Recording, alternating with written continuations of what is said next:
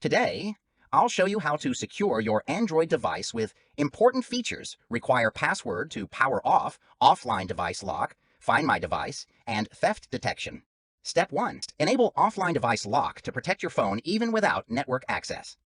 Head to Settings, Security, or Privacy, find Offline Device Lock, and activate it for extra security. Step 2. Enable Find My Device.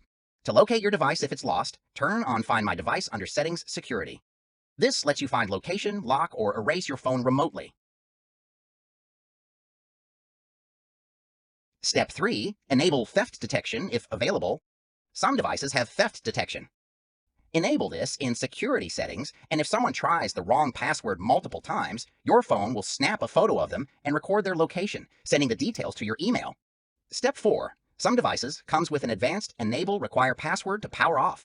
Go to Settings, Security and look for Require Password to power off. Turn it on so only you can power down the device. And that's it. With these settings, your Android device is more secure and you're better protected against theft.